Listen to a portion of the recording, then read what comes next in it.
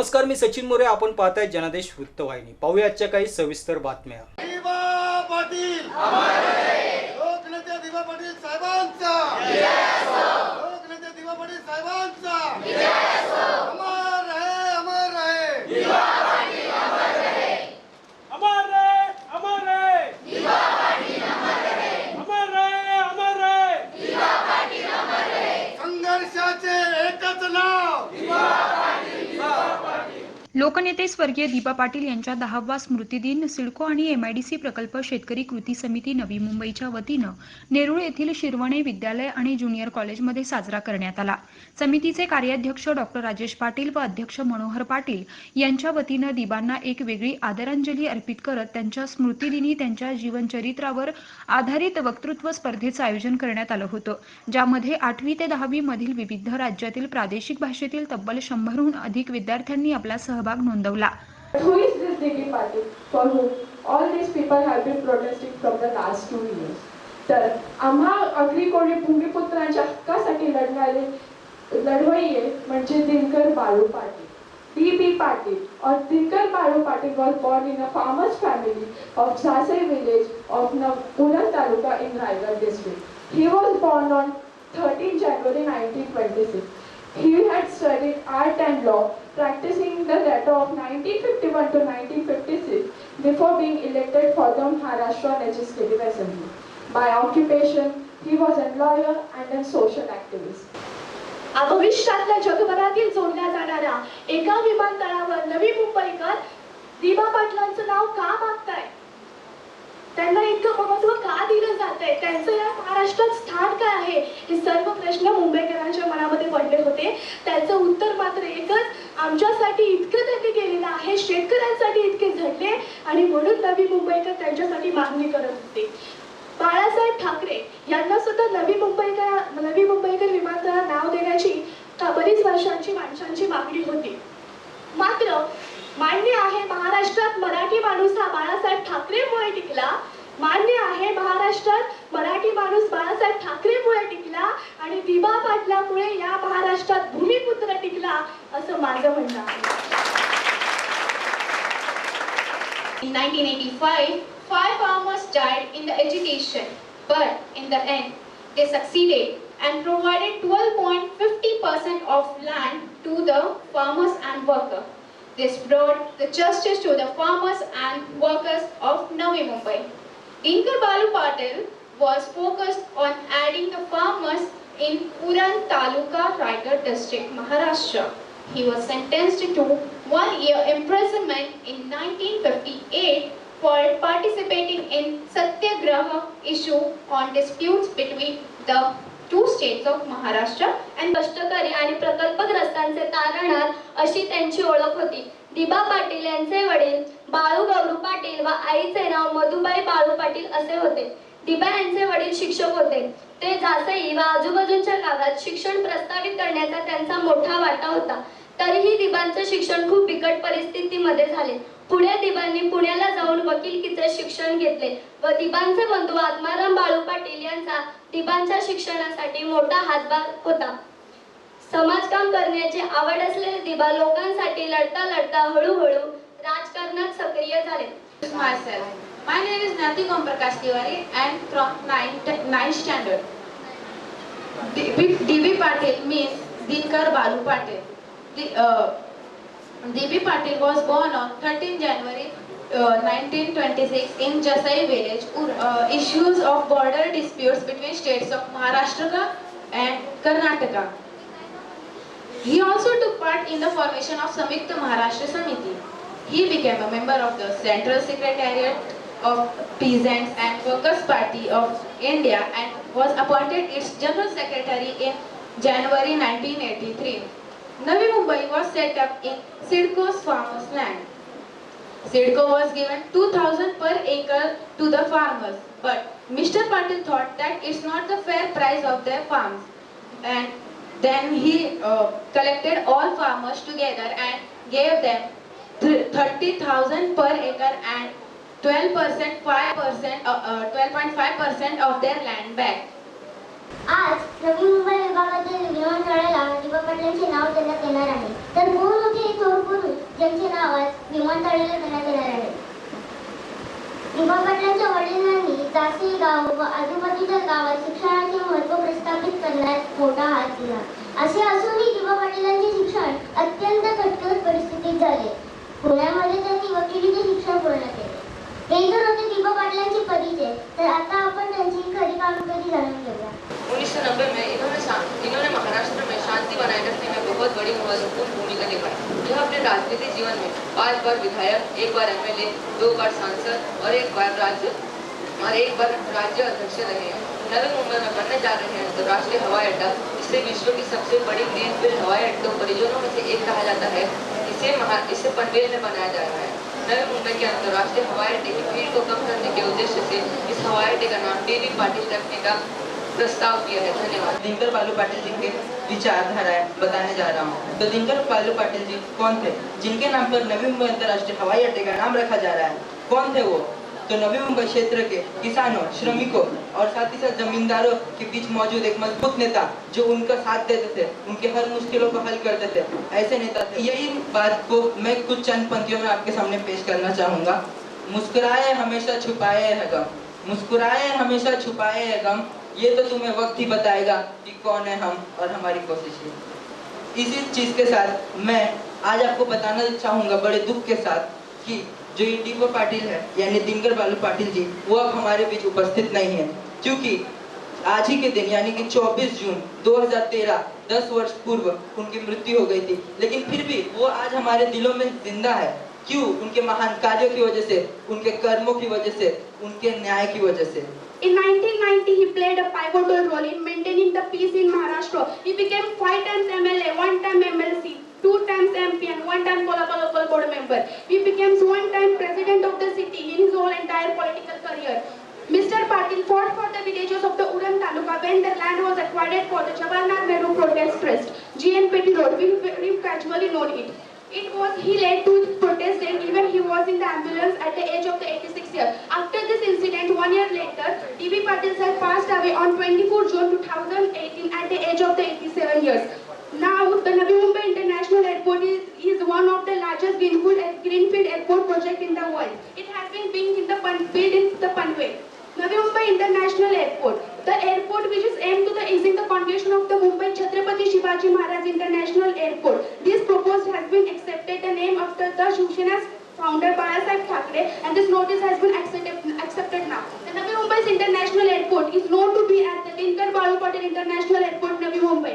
I am going to tell that the Navi Mumbaikar are just lucky and they are obsessed with such a politician and the workers who struggle for the farmers in the real sense. He is an Indian politician and he studied law and art before practicing later from 1951 to 1956 before being elected in Maharashtra Legislative Assembly in 1957.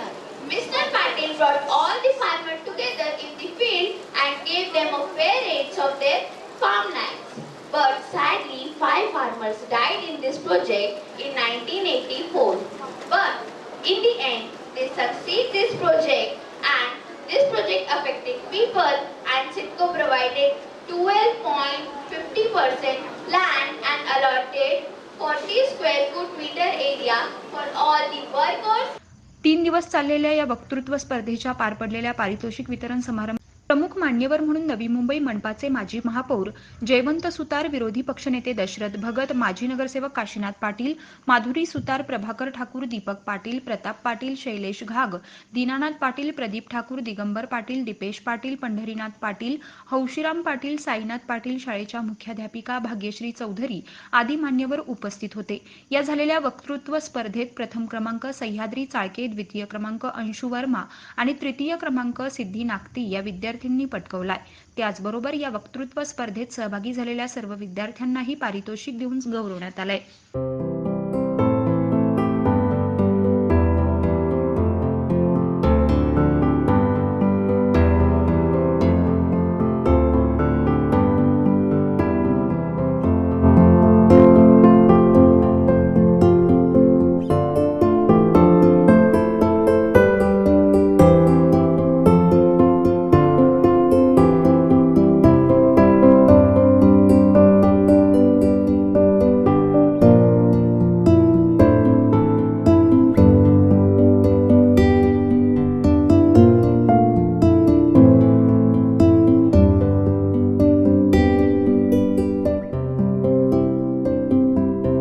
बहुजन समाजाचे नेते आदरणीय लोकनेते दिबा पाटील यांचा हा 10वा स्मृतिदिन. या नेत्याने या महाराष्ट्र राज्यासाठी शेतकरी असतील, कष्टकरी असतील, मजदूर असतील यांच्यासाठी जे अहोरात्र मेहनत केली आणि संपूर्ण आयुष्य आपलं त्याच्यामध्ये त्यांनी अन्यायाविरुद्ध लढा देण्याचं कार्य त्यांच्यामार्फत झालं. त्याचा स्मृतिदिन आज आमचे सहकारी आणि MIDC शिडकोचे प्रकल्पग्रस्त संघटनेचे कार्यवाहक डॉक्टर राजेश पाटील यांच्या माध्यमातून शाळेय विद्यार्थ्यांना दिबा पाटील काय होते हे ज्ञात व्हावं या उद्देशानं वक्तृत्व स्पर्धेचं आयोजन केलं. या स्पर्धेमध्ये जवळजवळ 90 विद्यार्थ्यांनी सहभाग घेतला. त्यापैकी 15 विद्यार्थ्यांना या ठिकाणी निवड झाली आणि त्याच्यातून 3 नंबर या ठिकाणी काढले गेले. जो विद्यार्थी उत्तर भारतीय असेल, संपूर्ण देशामधले जे विद्यार्थी, राज्यामधले विद्यार्थी त्या ठिकाणी होते आणि त्यांनी दिबा पाटील यांच्याविषयी जे एक चांगल्या पद्धतीने विचार मांडले. या वक्तृत्व स्पर्धेने एक निश्चित स्वरूपामध्ये दिबा पाटलांचे विचार हे संपूर्ण देशामध्ये गेले असं मी या ठिकाणी समजेन. आयोजक राजेश पाटील असतील, मनोहर पाटील असतील यांना मी धन्यवाद देईन आणि दिबा पाटीलचे 10वे स्मृतिदिन हे तेवढ ठेवण्याचं काम या मंडळीमार्फत झालं आहे. पुन्हा एकदा त्या ठिकाणी मी धन्यवाद देतो आणि दिबा पाटील यांना या ठिकाणी सादर प्रणाम करतो. प्रकल्पग्रस्तांचे आराध्य दैवत लोकनेते दिबा पाटील साहेबांचे आज 10वा स्मृतिदिन आहे. पण त्या 10व्या स्मृतिदिनानिमित्तानं या ठिकाणी एक आगळावेगळा कार्यक्रम असावा की ज्या माध्यमातून सामान्य लोकांपर्यंत माहिती त्या ठिकाणी जाईल. कारण लोकनेते दिबा पाटील साहेब हे काय होते काय नाही हे आमच्या पिढीपर्यंत सगळ्यांना माहिती आहे, परंतु येणाऱ्या पिढ्यांना त्याची माहिती व्हावी, तरुण मुलांमध्ये त्याची माहिती जावी, त्या ठिकाणी विद्यार्थी दशेमध्ये असलेल्या मुलांना त्याची माहिती व्हावी की लोकनेते दिबा पाटील साहेब हे अतिशय लढवय्ये नेते होते. ते प्रकल्पग्रस्तांचे कैवारी होते. त्यांनी प्रसंगी कायदा करून घेतला, सरकारला करायला भाग पडलं, रक्तरंजित क्रांती घडवली. नुसतंच एखादा न्याय प्रस्थापित होत नसतो, तर त्या ठिकाणी लढून वेळप्रसंगी रक्त सांडून त्या ठिकाणी हुतात्मे दिल्यानंतर आपल्याला न्याय मिळालेला आहे. परंतु तो न्याय मिळवून देऊ शकतो हे लोकनेते दिबा पाटील साहेबांनी त्या ठिकाणी सिद्ध करून दाखवलं आणि त्यांची ती ही कृपा किंवा त्यांचा त्याग प्रकल्पग्रस्तांसाठी त्यांनी केलेली सगळी मोठी कामगिरी जे प्रकल्पग्रस्त आज ह्या नवी मुंबई शहरामध्ये त्यांचं अस्तित्व टिकून आहेत, ज्यांच्यामुळं ते आपले लोकनेते दिबा पाटील साहेब त्यांच्या स्मृतिदिनानिमित्तानं त्यांच्या जीवनचरित्रावर या ठिकाणी वक्तृत्व स्पर्धा आयोजित केली. अतिशय उत्स्फूर्त असा विद्यार्थ्यांचा प्रतिसाद मिळाला. आपण इथं पाहत असाल तर विद्यार्थ्यांनी इंग्रजीमध्ये देखील भाषणं केली, हिंदीमध्ये देखील केली, मराठीमध्ये देखील केली आणि वेगवेगळ्या प्रांताची होती. कोणी पंजाबचे होते, कोणी हरियाणाचे होते, कोणी उत्तर प्रदेशचे होते, कोणी राजस्थानचे होते. अशा वेगवेगळ्या त्या ठिकाणी राज्यामधल्या त्या ठिकाणी असलेली मुलं हे आपल्या या ठिकाणी सहभागी झाले होते आणि त्या सहभागातून ह्या ठिकाणी उत्स्फूर्तपणे त्यांनी दिबा पाटील साहेबांची माहिती गोळा केली, उत्स्फूर्तपणे समोर सगळ्यांच्या त्या ठिकाणी मांडली आणि आम्हालाही ते अपेक्षित होते. लोकनेते दिबा पाटील साहेब फक्त हे एका आगरी समाजाचे नेते नव्हते, ते बहुजनांचे नेते होते. अगदी भूमिपुत्र हा फक्त काही आगरी नव्हता, कोळी होता, भंडारी होता, कराडी होता, ब्राह्मण होता, सगळे भूमिपुत्र होते. सगळ्या भूमिपुत्रांवर अन्याय होणार होता, परंतु त्या अन्यायाला त्या ठिकाणी वाचा फोडण्याचं काम दिबा पाटील साहेबांनी केलं. आणि बघा, महाराष्ट्रामधली ते खरोखरच एक अग्रगण्य आणि मोठे व्यक्तिमत्व आहे. 5 वेळा आमदार होणं हे सोपं आहे का? 2 वेळा खासदार होणं सोपं आहे. पनवेल नगरपालिकेचे ते थेट निवडून आलेले नगराध्यक्ष होते. किती जनमत असेल हो, विरोधी पक्षनेते होते. आपल्याला कल्पना असेल 1984मध्ये ज्यावेळी लढा दिला त्यावेळी दिबा पाटील साहेबांना देखील त्यांच्यावरती अटॅक करण्यात आला, रक्तबंबाळ केलं, परंतु तेवढ्या त्या इंज्युअर्ड असलेल्या अवस्थेमध्ये देखील विधानसभेमध्ये जाऊन 8 तास भाषण करणारा नेता हो. हे आपल्या ह्या तिथल्या तरुणांना कळलं पाहिजे. नुसते ते इथले रायगड आणि ठाण्यापुरते मर्यादित नव्हते. महाराष्ट्रातल्या सीमा भागामध्ये जेव्हा अन्याय झाला त्यावेळी 1956 साली जेव्हा ते लोकल बोर्डचे मेंबर होते, 56 साली राजीनामा सरकारच्या तोंडावर फेकून दिला होता. हे हा देखील स्वाभिमानी नेता होता. बोफोर्स प्रकरणी आपल्याला कल्पना असेल 1989मध्ये बोफोर्स प्रकरणी देखील देशहिताच्या गोष्टी नाहीत, देशाला विरोधी अशा गोष्टी आहेत, फसवणूक आहे हे लक्षात आल्यानंतर खासदारकीचा देखील राजीनामा दिलेले आपले लोकनेते दिबा पाटील साहेब होते. मी ही माहिती लोकांपर्यंत पोहोचली पाहिजे. हे महाराष्ट्रभरचे नेते होते. दुर्दैवाने त्यांना काही लोकांनी आपल्या रायगड आणि ठाण्यापुरते मर्यादित ठेवले, परंतु जेव्हा विमानतळाचा प्रश्न आला त्यावेळी आम्हाला काही शिवसेना प्रमुख बाळासाहेब ठाकरे यांना विरोध नव्हता, परंतु जी कर्मभूमी आहे, ज्या भूमिपुत्रांसाठी ज्यांनी त्या ठिकाणी स्वतःचं रक्त सांडवलं, त्यांना न्याय दिला, त्यांच्यावर झालेला अन्याय त्या ठिकाणी बाजूला केला, त्यांचं नाव त्या ठिकाणी असलं पाहिजे आणि तोच हट्ट प्रकल्प ठेवला. आणि आपण पाहिलं असेल लाखोच्या संख्येनं ह्या ठिकाणी सगळ्या महाराष्ट्रातून लोक आली आणि विमानतळाला नाव लोकनेते दिबा पाटील साहेबांना दिलं गेलं. याचाच अर्थ असा आहे बंधूंनो की आपल्याला लोकनेते दिबा पाटील साहेब हे फक्त एका जिल्ह्यापुरते मर्यादित नव्हते, तर ते फक्त सागरी पुत्र नव्हते, ते अख्ख्या महाराष्ट्राचे ते नेते होते. आणि त्यांच्या स्मृतिदिनानिमित्तानं आज ह्या ठिकाणी ज्या स्पर्धा ठेवल्या त्या स्पर्धांमध्ये 150च्या वर मुलं होती. 3 दिवस या स्पर्धा ह्या शाळेमध्ये सुरू होत्या. वेगवेगळ्या प्रकारचे प्रशिक्षक ह्या ठिकाणी त्यांची समीक्षा करत होते आणि मग त्याच्यामधून त्या ठिकाणी 90 मुलं काढली. 90 मुलांमधून मग आज आपल्यासमोर या ठिकाणी 15 मुलांनी त्यांचं त्या ठिकाणी भाषण केलं. त्या 15मधून मग 1, 2, 3 क्रमांकाने उत्तेजनार्थ त्या ठिकाणी दिले, प्रत्येकाला स्मृतिचिन्ह दिलं. आम्हाला अभिमान आणि आनंद ह्या गोष्टीचा वाटतो की लोकनेते दिबा पाटील साहेबांवरचा जीवनचरित्रावरचे वक्तृत्व स्पर्धेमध्ये एवढ्या मोठ्या संख्येने विद्यार्थी सहभागी झाले. विद्यार्थी दशेमधले त्या ठिकाणी विद्यार्थी तरुणाई या ठिकाणी आली होती, अनेक पदाधिकारी या ठिकाणी आले होते, महापौर साहेब स्वतः या ठिकाणी पारितोषिक वितरण सोहळ्याला आले होते, आपल्या MIDC सिडको कृती समितीचे अध्यक्ष या ठिकाणी हजर होते. सगळ्या पदाधिकाऱ्यांच्या उपस्थितीमध्ये त्यांचा पारितोषिक वितरण सोहळा देखील झाला. त्यांना त्या ठिकाणी रोख पारितोषिक देखील दिला. अशा पद्धतीनं अगदी आगळा वेगळा आणि मस्त असा कार्यक्रम झाला. आम्ही आदरांजली म्हणून दिबा पाटलांना आयुष्यामध्ये बाकी काही करू शकणार नाही, परंतु त्यांचं नाव हे येणाऱ्या प्रत्येक पिढीपर्यंत पोहोचवण्याचं काम हे आमचं भूमिपुत्राचं काम आहे आणि ते निश्चित स्वरूपामध्ये छोट्या खाणी का होईना, परंतु आम्ही ते करण्याचा प्रयत्न केलेला आहे. पुन्हा एकदा लोकनेते दिबा पाटील साहेबांना कोटी कोटी प्रणाम.